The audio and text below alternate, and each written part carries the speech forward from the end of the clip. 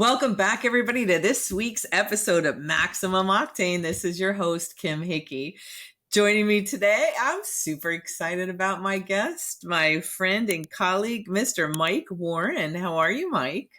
I'm doing awesome, Kim. How are you? I am just fantastic, and even better that you're going to share some time with me. And Mike is an executive coach and at ATI, and literally gets to make people's dreams come true for a living and help them overcome limiting beliefs and roadblocks and challenges, and just help people get out of their own way.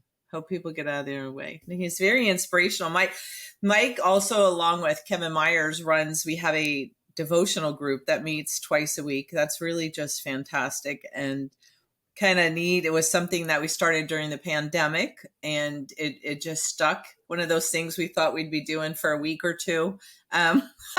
3 weeks, we thought the pandemic would go, right? And so it's been gone on. But I'll tell you what, if we could get people to show up for their coaching calls or personal trainers or anything else, the way that they show up twice a week for the devotional group, we would be in good shape. So I really appreciate that you do that for us. So it is an awesome group.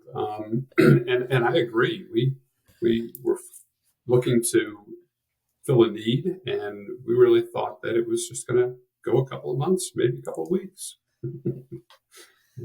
And here we are. I was thinking about the Live at 9 show I do. I think right now, I looked the other day, me personally, not even the book club and the other things we do, it was like over 400 episodes or something, or so. I would just laugh. I'm like, it's the longest 3 weeks I ever had. I can tell you that. So I asked Mike to join us today, and I'm very grateful and thankful that he said yes, to talk about a topic that I think everybody tries to not talk about, and especially during the holidays. And there are wonderful things that happen in the holidays, and very wonderful family memories, and gift giving, and candle lighting, and whatever it is that you celebrate. And we have a focus on all of that, and we forget about the people that are struggling and having a hard time during the holidays. And it's more than just getting a couple cans of food for the food bank, or that they're sad because, a loved one's not around anymore or whatever. There's a lot of problems, and many people in our country, I don't even know the stats. I probably should look them up, and I haven't looked at them in a while, that are suffering from some kind of addiction, and whether it's a previous addiction, current addiction, whether it be drug, alcohol, shopping, whatever it is, there's no shortage of addictions in our world today. And the holidays is really a time that I think there's a lot of pressure on, and people struggling with addiction. It's a much harder time because everybody's, especially if it's a drug or alcohol, everybody's drinking, everybody's whatever, having a good time and toasting and all of that. And just the pressures of whether it's, you have to get your house ready for the holidays, you have to see family members maybe you are not thrilled about seeing, or there's a lot of triggers for people. So, Mike, what say you about all this? The holidays are tough. This is just a very, very difficult season. The days are still getting shorter. Where we've got stimulus every time you turn the TV on, every time you go out. You got all this image of, this happy event called gift giving, Christmas, whatever. And the expectation is that this is supposed to be a very happy, joyous time to forget all your troubles. And reality is, a lot of people go into this holiday hot. You taking the expression from pilots, we're coming in hot here. And so you come into the holiday and your emotions are running high. You're already anxious. You're already nervous. You're already anticipating, am I going to make it through these holidays? And so for me personally, December has always been a very difficult month. Christmas was not that holiday for me. It was a tough holiday. And that was growing up in a family of five. I had older brother and older sister, older brother and sister. But it was just a tough time. And so there's been a lot of things that have happened in December throughout the course of my life that also emphasize the pressure and the negative side of the month and the season. And man, it's just crazy. And there's an author Anne Lamott, said that expectations are resentments waiting to happen.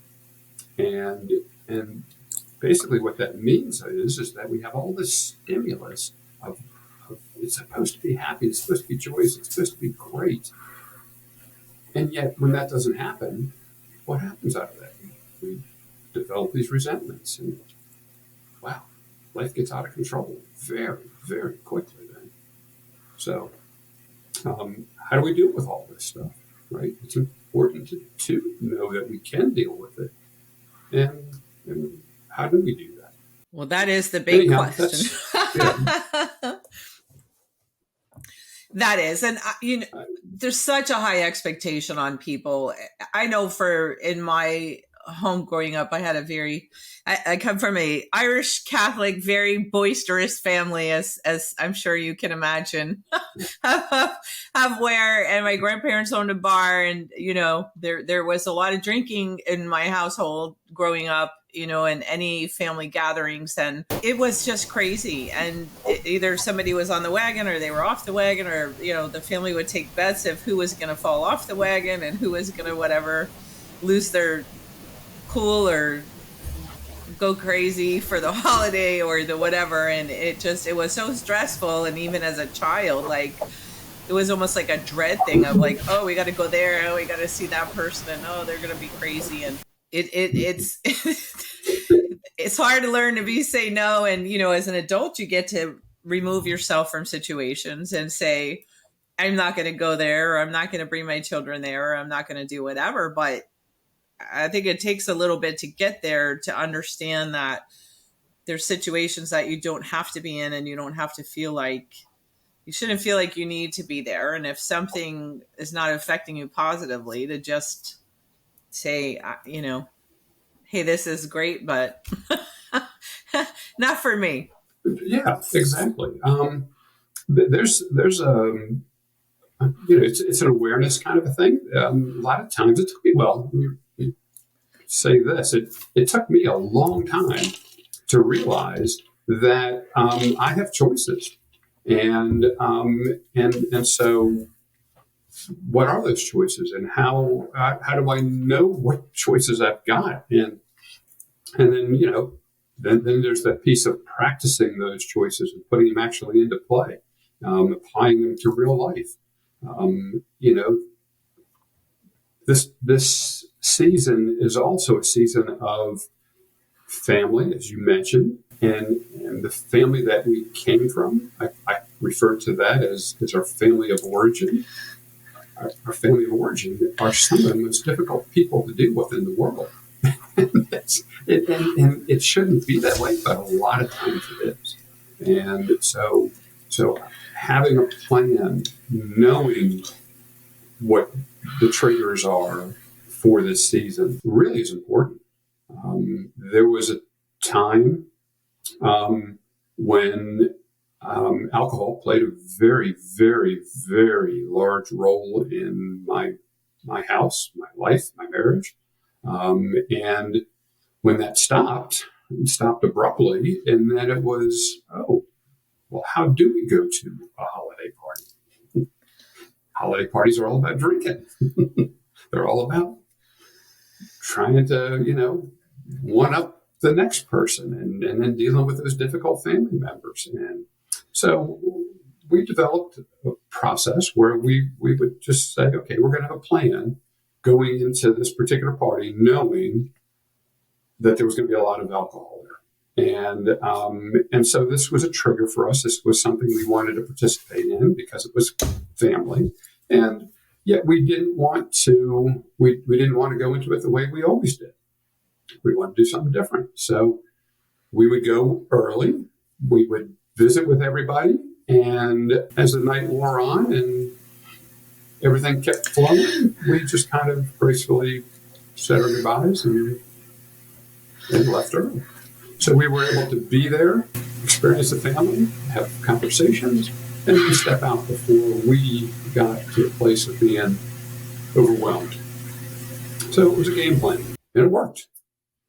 It worked. A lot of times we would leave a party and nobody knew we were gone. I think there is that obligation that you have to stay, and oh my gosh, I can't leave early, it'll be rude, but you have to do what, self-preservation is a necessary thing, and you have to be able to know when to. Oh my God, I just almost quoted Kenny Rogers. I just almost said know when to fold him. I don't even listen to Kenny Rogers. How did that happen? You have to know, and you have to know your triggers. You have to know what upsets you, and don't subject yourself for any length of time to those things. What are some of the things that you do to cope with your triggers when those things happen? First, for me, is making sure that I'm doing everything I can do to stay focused on the right stuff. So for me, praying is a very, very, very big part of my life. So first is take time to pray, meditate, really connect with what is what you want to accomplish, what is a good expectation, what's a bad expectation, what choices do I have, and that's another thing here is to just remember that I have choices, and so praying is really, really big for me, and it's a busy season. Everything is busy. Every place I go, there's so much stuff going on. And so I have to really, really carve out time, make time to do this. You mentioned the devotional group earlier. This is something that has just become an absolute lifeline for me. And so that's part of my process. So that's one thing I do. Next thing is know that family member that's your trigger. Know the one that really any conversation at all gets you wound up. We don't have to always engage in every conversation, right?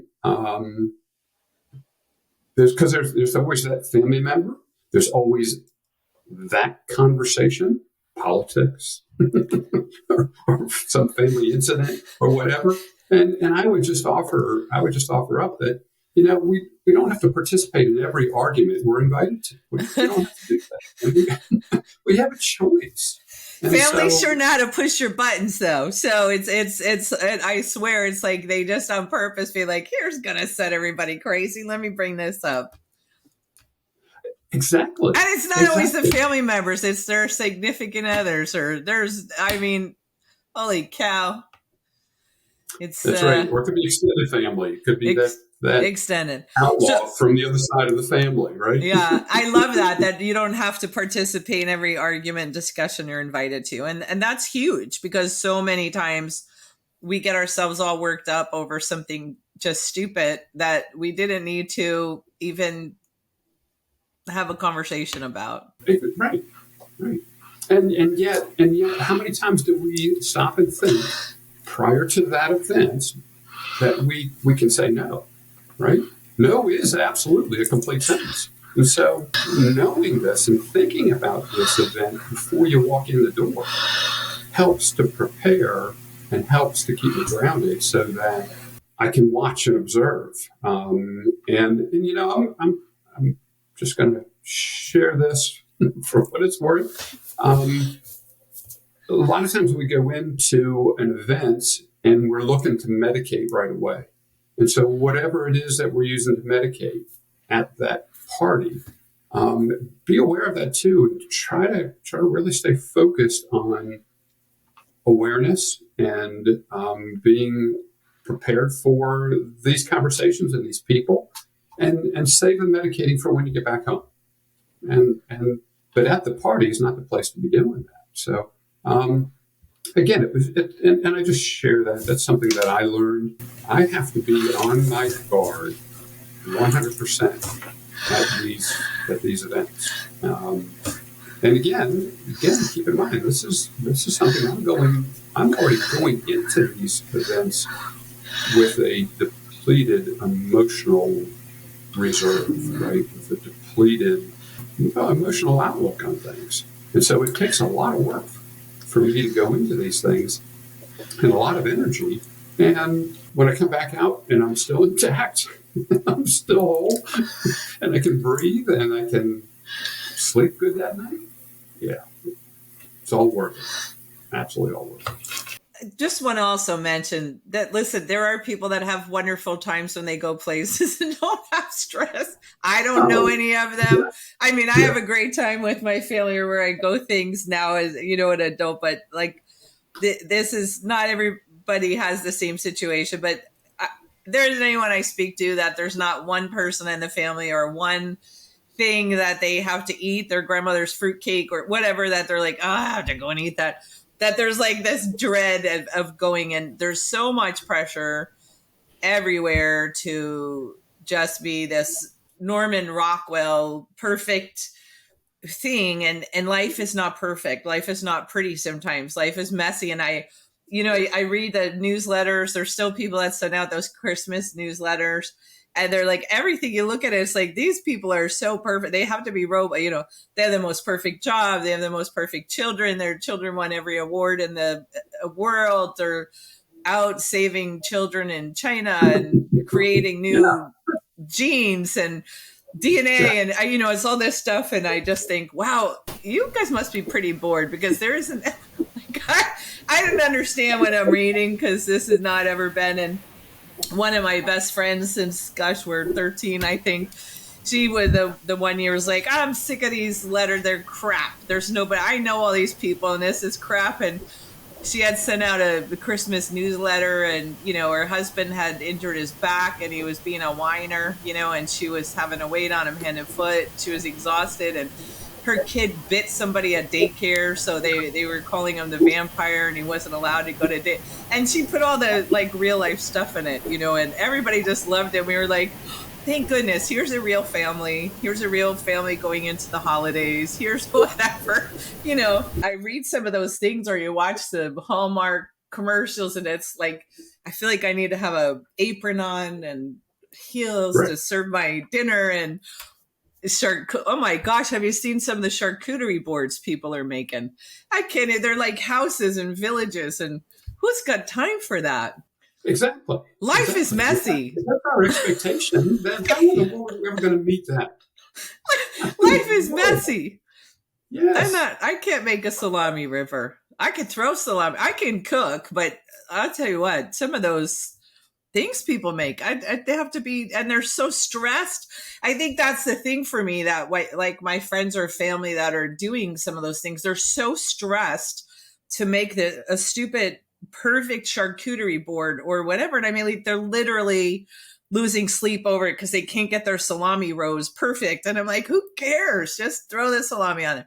I love to see a beautiful charcuterie board, but I'm not losing sleep Sure. over it. I'm not. I'm And not so, gonna. Kim, a great point, right? So you see that. That's one stimulus of input there. That's one thing that you see that you're going, wow, how do you do that? We know, if we stop and think about it, we know how much time it takes to build one of those things. And my question then becomes, what are you not doing while you're putting so much energy and time into that? Are Well, are your kids not getting paid attention to, or is your neighbor who just had a loss in their family not being paid attention to? Right? but Um, by golly, you got a um, beautiful salami rose. There's a. but you got that right, only to be destroyed because somebody's going to come in there and grab a handful, and we're going to have eating contests. Yeah. So yeah, the focus then in the stopping and recognizing there's a choice here to say, oh, that's beautiful. I can appreciate it for what it is. But guess what? I don't have to compete on that level. I don't have to. I have to stay focused on what's important. You just you just lived through an experience of a lifetime here. And how many people within a 5-10 mile radius of where you live don't have a house to live in this year, right, for Christmas? They don't. And so that is crazy. How about there's so many wildfires out in California and out west. How about people that have lost property out there and homes and or just a loved one is not here this year. So stopping, taking a deep breath, and centering yourself on the reality. You used that word earlier. There's a real family. I love that. That's the people I want to search out in a party, because I know I can have a great conversation with that person, and just staying focused. Another part of this here is even if you're going into this holiday again with the loss of a loved one, or something really deep and emotional, something really, really unusual, like you don't have a house to live in right now. We still have a lot of things we're grateful for, a lot of things. And if you've never made a gratitude list, now's the time to start. Make a gratitude list. If you got one, add to it, keep it handy, read it often, because those are the things that ground us and put us back in focus. Just even remembering what Christmas is really all about. Why do we celebrate Christmas? What are the holidays really all about for you? For me, I celebrate Christmas, and it's about the birth of Jesus. And it's not about all this other stuff that people want me to believe it's about. It's not. So again, back to that time of meditation, prayer, refocusing on what's important. And that helps to strengthen me and helps me to keep my mind straight and helps me to deal with the stuff. I want to also make a very clear distinction here of there's a difference between spending personal meditation and prayer time and isolating. Isolating is deadly, and it will absolutely kill us. The last thing we want to do in some cases is spend time with people, but spending time with the right people is important. We don't have to engage like we always do, but boy, we got to be around people, so don't isolate. And again, if I'm worried about that charcuterie board, am I not paying attention to the person in my house who is feeling down? And is that person getting past me? And could I spend some time with that individual? And a lot of times they're right under our noses. They're right next to us. Sometimes they live in the neighborhood. Sometimes they're people we work with. So there's a difference between isolating. There's a difference between that and meditation time and prayer time. But that alone time is important. Another thing here is a word that really sparks a lot of curiosity, and that is acceptance. It usually sparks a lot of conversation and a lot of discussion. It's like, Mike, how can I accept the fact that, my loved one isn't here this season, and right now? How can I accept the fact that I lost everything in a hurricane or a fire? Well, accepting it is acknowledging that it happened, acknowledging that is really where I'm at right here, right now, and it's not going to be this way forever. This too shall pass. Now, the loved one being gone, that's permanent, obviously. But how we address that, how we approach that, how we become accepting of that in our lives is very important also. So accepting of where we're at in life, very big, very important. And here's one that also drives everybody really, really crazy when I mention it. Can we serve others? Is there a place in our busy schedule where we can go to the local food shelter and our local shelter and serve a meal? Is there some way we can get involved with the community and serve? Is there somebody that we can reach out to and help in our own family without being obnoxious or without being, making a big deal about it? Focusing on others when I'm at my lowest is one of the most important things that I can do. It's the last thing I want to do. It's absolutely the last thing I want to do, but it's the thing that really, one of the things that really, really helps me to take my mind off of my issues, my woes, my problems, and helps me to just focus on something more positive. That is excellent, excellent advice for sure. Mike, and I cannot believe we're almost to the end of our recording already right now. It's like went so quick. So I'd love to have you back on for more. But for the holidays right now, one of the things I see when I go places, whether it's at friends' houses or families, and if somebody doesn't drink or they do drink, it's like people make comments like, oh, how many have you had, or that, or the reverse, like, oh, you're not drinking again, or why aren't you drinking? One's not going to hurt, those kind of things. What stuff should people stop saying? I mean, to me, it's pretty obvious. Like, it's none of your business what anybody's doing or why, but like, what are some of the things that people should stop saying in regards to alcohol and stuff at parties and things during this time of year? I think the best way for me to summarize that is to stop glamorizing the drinking. Right? All of that really goes to glamorizing the drinking and making the drinking something that it's not.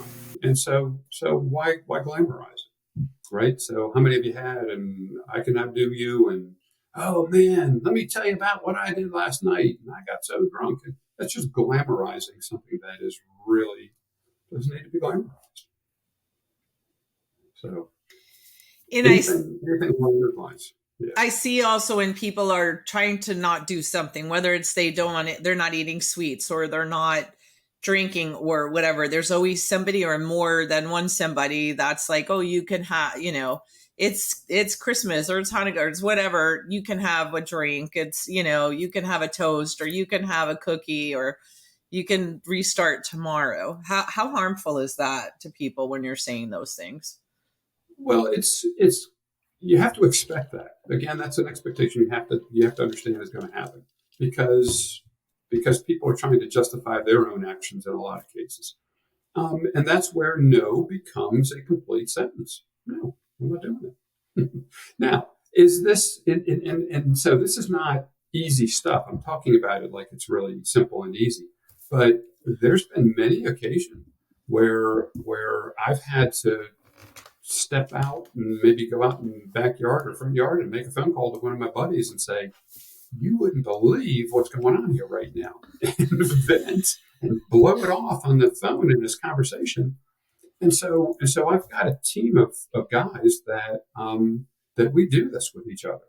It's like, okay, I'm going to this party. Keep your phone handy. And so I'll make that phone call to somebody on my support team.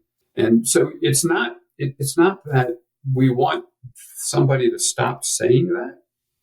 The focus has to be on how am I going to address that? How am I going to deal with that when that happens? I can't go into a party thinking that everybody's going to be on their best behavior. That doesn't make any sense. So I go in knowing that those conversations are going to happen. I have a choice. I can walk out of the room. I go into a party knowing that somebody's going to try to get me to do something I don't want to do. I'm comfortable with saying no. I'm comfortable with it. And so that's part of the plan of going into the event. It's part of the plan of knowing this will be there. What are your choices? Awesome. So, yeah. Wonderful. Mike, you just make it sound so easy. And there's an organization you shared with me about. Do you want to mention the name? And I know you said for them to search the local near me, so I won't put the links in, but what's the name of that organization? Yeah. So I'm very active in a Christian recovery group that's called Celebrate Recovery. And I'm very active in that group, have been for 13, 14 years. I've been practicing the 12 steps for 22 years now. Congratulations. And so, and so it's one of those things that